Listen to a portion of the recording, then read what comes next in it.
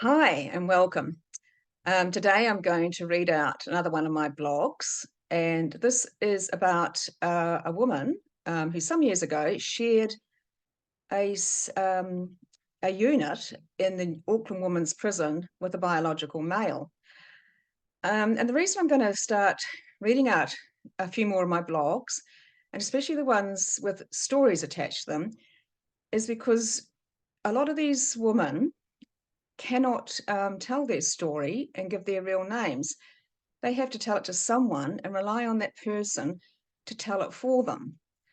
But unfortunately, there's not many platforms who will let a story be told by a third party. They insist on it being direct from the woman whose story it is.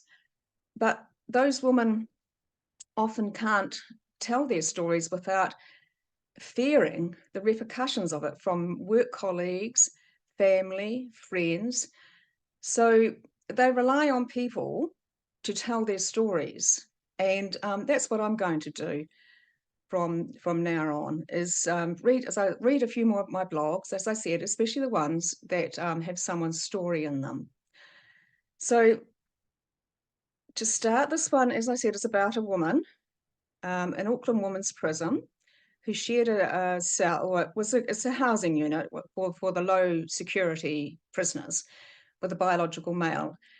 And she had a fairly bad experience with him to start with. Things went all right after a while, but why should she even have had to have that bad experience in the first place? So here we go. Ex-prison inmate Frances, and I'll tell you now that Frances isn't her real name, tells her story of living with a trans-identifying male, a man, in a New Zealand women's jail. Frances remembers feeling the scratch of the man's facial whiskers against her cheek as he vigorously tried forcing her to the ground after putting her in a headlock. This man, who was a multiple offender, was in Auckland Women's Jail with Frances because he said he was a woman. The assault occurred in 2012, and even though Frances is a resilient woman, the memory in all its detail remains with her. Unlike their perpetrators, those who are assaulted seldom forget it. In 1997, Frances went to jail after being convicted of murder. Right from the start, she denied killing anyone and has been fighting to wipe her conviction ever since. Her real name is well known in certain circles and her fight is high profile. However, this is the first time she has spoken about what it was like to live with the first fully intact trans-identifying male, a Tim, i.e. a man, who'd been transferred to Auckland Women's Jail from the men's. He called himself Bronwyn, although his real name is said to be Brian. He will be referred to as Brian here because coercing women to consider a man to be a woman just because he says he is neglects to recognise the toll that may take on women's mental and emotional health, especially disempowered women. In New Zealand, a conviction for murder carries a life sentence of which at least 10 years must be served in jail before the offender is eligible for parole. Offenders remain on parole for the rest of their lives and can be recalled to continue serving their life sentence if they transgress during that time.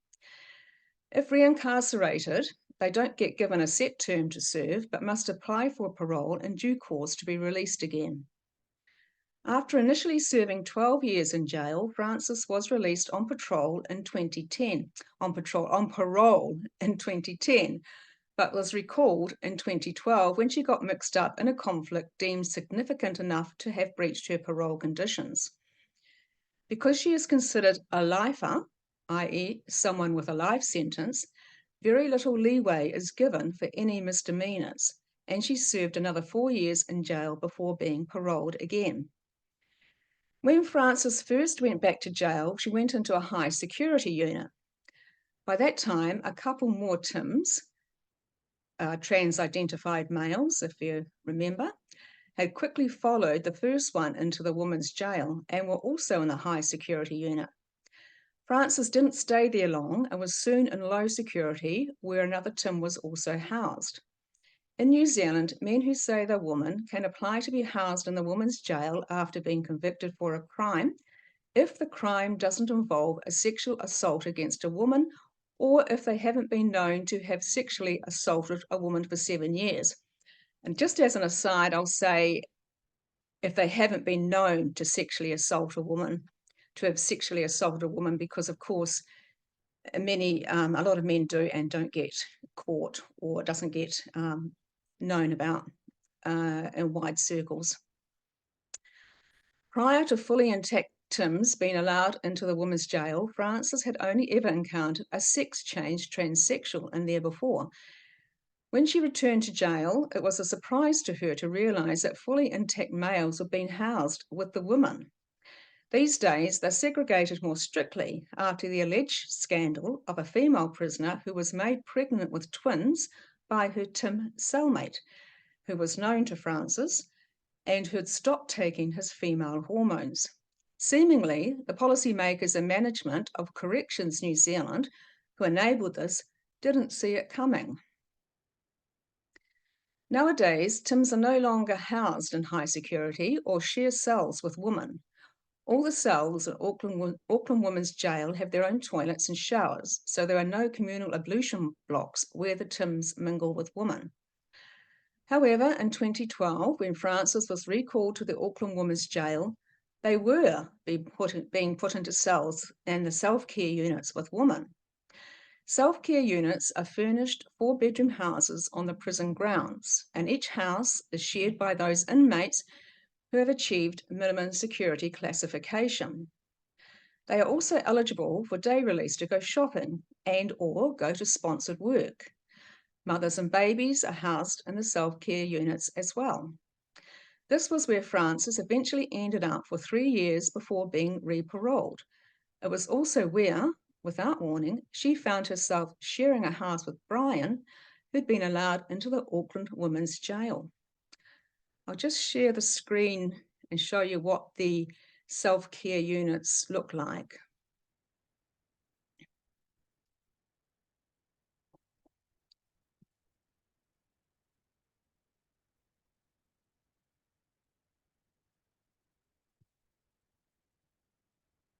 So that is what the self-care units in the Auckland Women's Prison look like.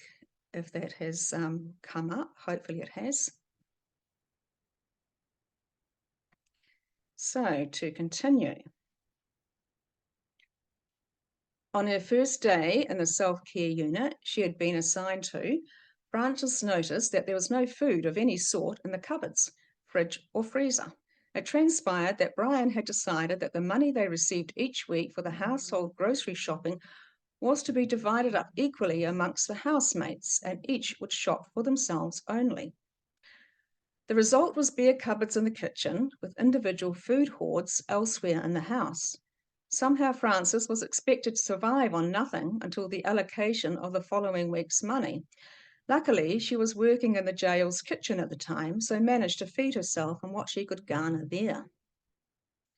After a couple of weeks of adhering to the system of individual grocery shopping, she put her foot down and insisted they shop for groceries as a household, as per the intention of the household money allocation. Brian didn't like it and, in Frances's words, went ballistic. She stood her ground, and in his rage he went for her. He was a man in his mid-60s, at a guess, on female hormones, and he still easily got Frances, 20 years younger than him, in a headlock. He tried to force her to the ground, which she resisted with all her might. Having been in an abusive relationship before, she knew what a man did with his fists and boots once he got her on the ground.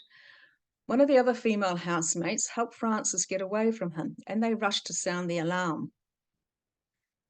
After investigating the assault, a prison management facilitated a meeting between Frances and Brian and asked Frances to decide whether or not he could stay in the self-care unit with her and the other woman. He cried, begged, and pleaded with her to give him another chance. If she said no, it would mean a revocation of his minimum security status. She relented out of pity for him and said yes, although he never behaved so badly again, and they settled into a benign living arrangement afterwards. In hindsight, she believes that prison management shouldn't have asked her to make that decision. Perhaps they thought that by doing so, they were putting some control back into Frances's hands. The reality, though, is that many women in prison have an abusive background at the hands of a man, and Frances believes that her decision making then was influenced by the triggering of some old survival tactics, of which being conciliatory was one of them. The thought always lurks in the back of an abused woman's head about what a violent man might do to her at another opportunity if he's thwarted in his wishes. The men who say they're women are no different to any other man, says Frances. Those she saw in jail tried to adopt what they thought were feminine ways and behaviours, but most couldn't disguise the way they walked and talked, nor their mannerisms and looks, no matter how much they tried. If things didn't go their way, masculine type displays of bad temper and attempted assertions of dominance quickly reappeared. She remembers a time when cooking dinner for the household in her self-care unit, as she did most evenings out of choice, that ended up being a bit delayed because she was talking to one of the other women. Brian began getting agitated and making his displeasure known by banging cupboard doors, interrupting them with loud, indirect, vague exclamations of annoyance and unnecessary questions. Since his assault on Frances, however, he didn't dare escalate it past that. Her description of the men she saw in the women's jail who said they were women was somewhat colourful and less than flattering. When asked how the woman felt about having those men incarcerated with them, she said that generally they just resign themselves to accepting the situation because the women feel they have no choice but to do that. Abused women have had years or a lifetime of being made to believe that no one cares about them, so don't think their feelings or opinions about it would matter anyway. They also want to get out of jail as soon as possible, and making a fuss about anything doesn't go in their favour. This was also part of the reason that Frances didn't take her complaint about Brian's assault on her further. She was aware as well that demonstrating she could work through a problem was part of how prison management would assess her readiness to be re-paroled. So the man who had assaulted Frances stayed in the self-care unit with her. It took a long time for her to reach a measure of comfort about having to live with him, even though he never flew off the handle again like he did when he assaulted her.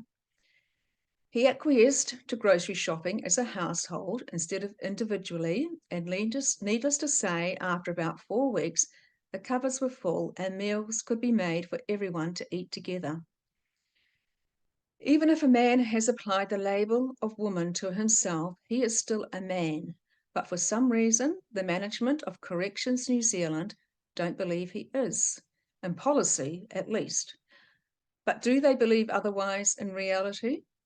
Frances says sometime after she was re-paroled in 2016, Corrections New Zealand stopped allowing TIMs to share cells or self-care units with women. However, they still incarcerate those men who call themselves women with actual women, even though they know enough to keep them segregated where it matters. Frances has a successful work-life balance now. She remains determined to clear her name of the murder charge she has always disputed, and for which she spent 16 years of her life in jail. Okay, well, that was Frances's story. And I dare say she's not the only one with a story like that, and not the only woman who's been in jail that's got a story like that. And they don't get told by the media, any other media at all. Not unless she wants to front up with her full name, probably a photo, or maybe sometimes they'll black out the eyes or face or something like that, or blur the face. But she has to expose herself in order to be able to tell her story anywhere else. So anyway, I'll be back with another read of my blog at some stage. In the meantime, I shall be looking forward to seeing Sal Grover talk here next week, here in Christchurch. Okay, bye.